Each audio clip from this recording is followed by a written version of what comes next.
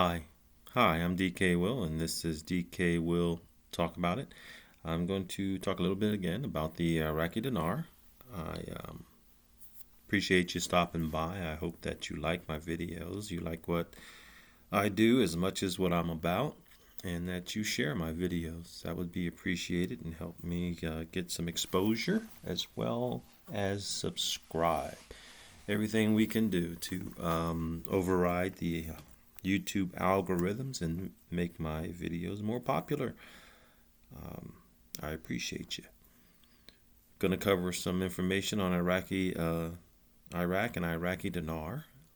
It'll cover even a video of a bust that occurred, in which will be a little supportive of some of my impressions or opinions on what's going on.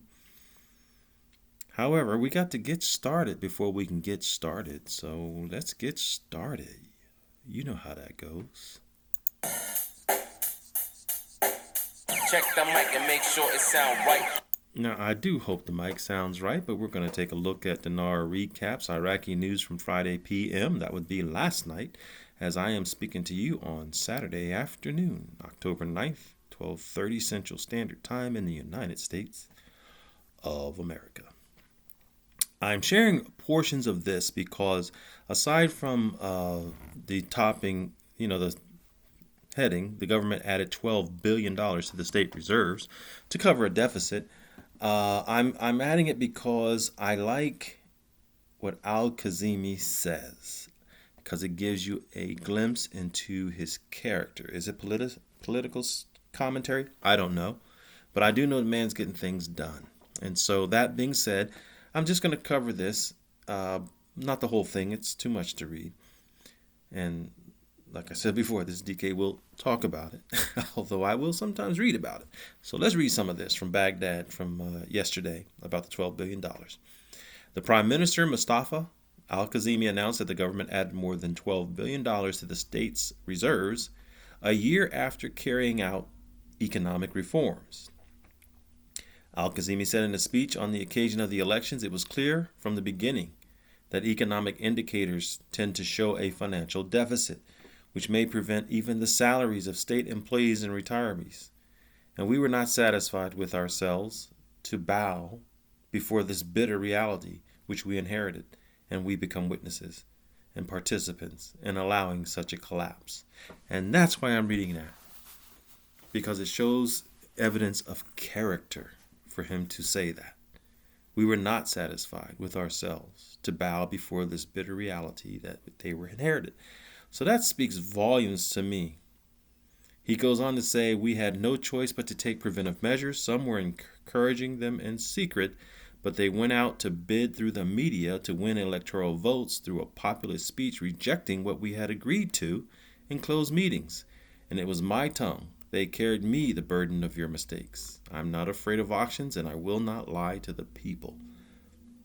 I don't meet this man, but if his words are genuine, he is genuine. And maybe that's why things are finally getting done in Iraq. And so he goes on to say, after carrying out economic reforms, here we are adding more than $12 billion to the state's reserves to hand it over to the next government and to establish a comprehensive economic reform approach expressed in the white paper.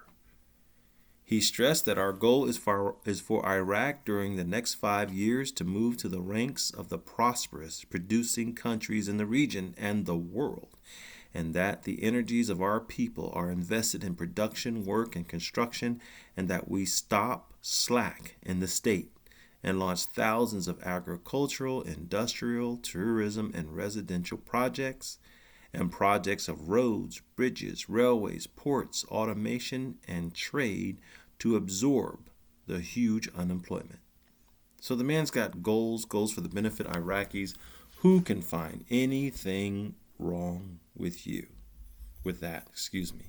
He goes on to say, and I stand before you today a year and 3 months after the formation of the government, which I had the honor to preside, to renew my commitment and loyalty to my country and to the great Iraqi people. to make all efforts to overcome the crises that surround us since the fall of the tyrant on the 9th of April 2003, and to work together to mobilize the energies and benevolent forces of our people to put our country on the path of progress. He goes on to say a lot more. Like I said, it's too much to read. He does say, I will not be arrogant or complain complete satisfaction with the government's performance, which suggests as if we have responded to the tasks, aspirations, and goals of our people, which go beyond the goals of this stage and cannot be achieved within a year of the life of a government that moves in a minefield. I love the way they talk. It's so illustrative how they talk. But this is a real man in the sense of genuine man. And that's the impression I get from reading his language and the things that he says. He stressed, Iraq is not anyone's estate, and the statesman must abide by Iraq before committing to any partisan, sectarian, ethnic, or national approach, and be the subject to the values and ethics that control his activity and good performance. And this is what should be embodied in the behavior of everyone who will confront the leadership of Iraq in this stage after the elections, so that the mistakes of the past are not repeated. There's a man who has all the qualities of a leader, and it's a good thing he led during this time, because during this time is where it looks like we're going to get our transition. Let's move on. We're going to lead a little bit about the news and rumors and opinions, and then watch a brief video from Wolverine's latest intel. He says, I'm going to be as honest with you as I can. First, we've been instructed to be quiet, as too many times we mention dates, something goes wrong, happens, and as they have caught these criminals appearing and trying to steal money. I just responded to somebody's comment with something like that, and this is what I believe is going on, and this kind of confirms what I believe is going on. The RV is definitely happening 10,000% this month, but it's not tomorrow or the following day. The German bonds will be released on early next week, and then the Dragon bonds will follow, and then the 4B group, and it's all happening this month. Zim holders will have to wait, but it's happening, and to have patience.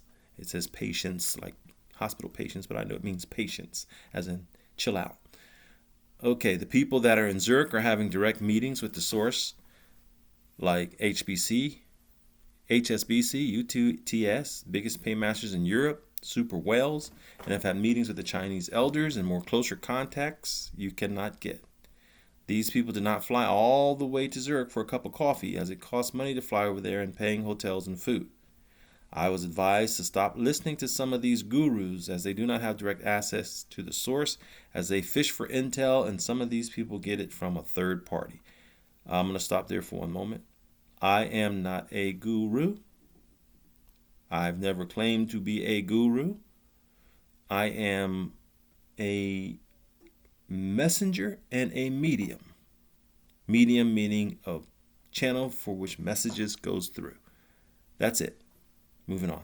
The people in Zurich have been shown how the QFS is going to work, and we'll have the codes by next week, and they will let me know when that happens. In relation to D1 and 2, they are going to talk to Michael R., in parentheses, a huge paymaster in Reno, to confirm what is the case with that. Now, I want you all to have faith and be patient, as this is definitely happening, and keep your vibrations high. This is a military operation, and there is a war going on, which we cannot see. Love you guys. God bless. Okay. Anyone who knows me knows that this man is speaking and singing right from the same pews as me, because this is exactly how I see what's going on. Of course, there can be more embellishments going on, but I do see this as a war. I encourage you to look at some of my other videos, and it will confirm what I'm trying to tell you. And maybe after you look at all these other videos and get a different way of looking, a different perspective of things, you will begin to see things a little differently. This is a war going on, people, and it's a war of the visible and the invisible. We've been told to our face. And so I've many times said it's bigger than Iraq. Step back from the Iraqi tree, look at the Iraqi forest. Even though it's a big tree in the forest, step back and look at it, because that's what it is, y'all. And so all the impatience and the anger, oh my gosh, let it ride, let it go. See here, keep your vibrations high. I just did a video, hopefully to remind us of our humanity and to help us find the positive side, the fruits of the Spirit, as opposed to the works of the flesh. And so don't let the avarice of greed control how you view this. Live your life. Enjoy your life. And if this blessing comes and makes your life better, praise God. That's really what it boils down to. And then I want to share this. But first, let me do this. Pimpy goes on to say in an article comment from Washington on next Sunday's elections in Iraq, we're days away from the elections and there's nothing but buzz going on. I'm excited about it. I'm crossing my fingers and hoping that Al-Kazimi wins again and he continues this great move in the right direction. We'll see here shortly. Everybody and their mama is watching this one.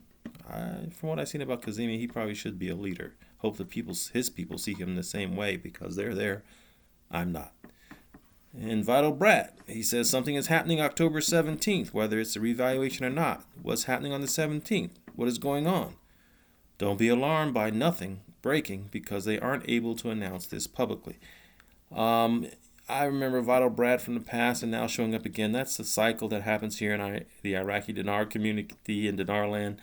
And some people come and some people go and then they show up again. So I don't know what to think of that. I just showed up from the general public's point of view, and I understand that, and I've already identified my purpose. My purpose is a bunch of E's, really. Entertain, enlighten, elevate, and then let's make it an I too, inform. All right, up here we see a gang in possession of $250 million fake dollars was arrested in Baghdad on the 8th. The national security agents threw a gang to counterfeit money in the capital, Baghdad. The agency's media said in a brief statement, the gang has more than $250 million counterfeit dinars. Now, I'm going to show that video, and then I'm going to end this video here because there's a lot of information, so I probably won't get to Mark Z's information. I'll just keep putting out little videos instead of long videos. I'll try at least, because this is already becoming longer than I want it to be, but we're going to watch that video to close it off. And what I want to say going into that video is this is a global currency reset. That requires a whole lot of organization strategy. It is overturning an old fiat system owned by a cabal, basically a human-hating group of people who use us as slaves. They are strong and they are powerful. They have their roots dug in deep. If you recall, drain the swamp slogans and things of that nature. Okay, so to think that a war like that can just happen overnight is unrealistic. To recognize that we are in a war will maybe give people a better way of looking at circumstances and being a little bit more patient, reserved, and cautious.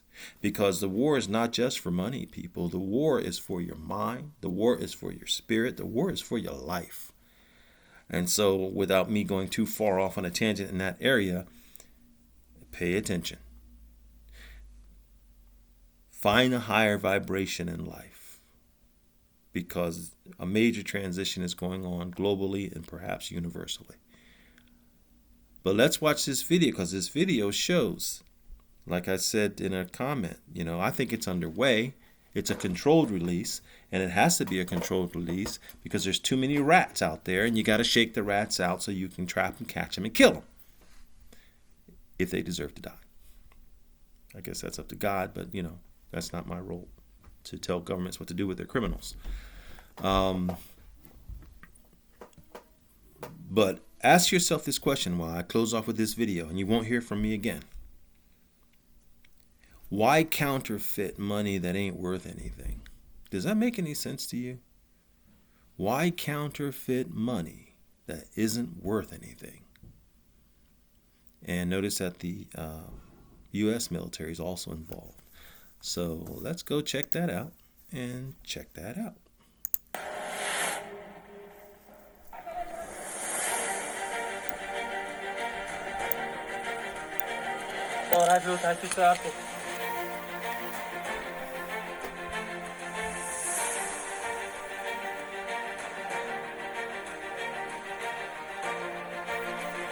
Pictures are worth 1,000 words. I couldn't get a translation on the video.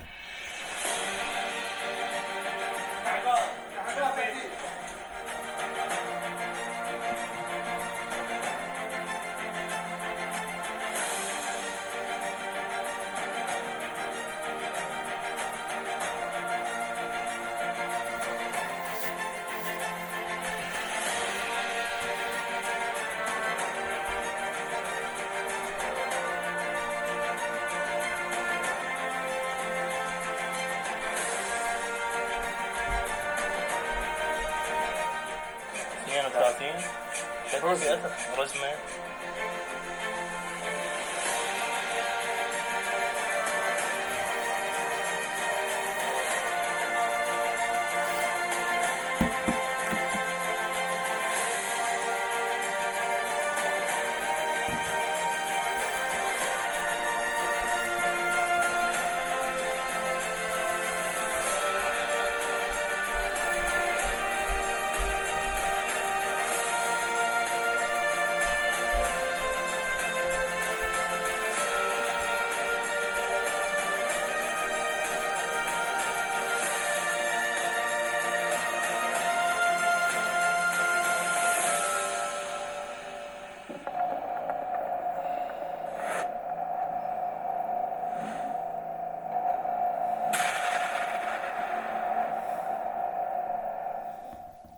شنو نوع التهمة الموجهة إليه؟ تزييف عملة.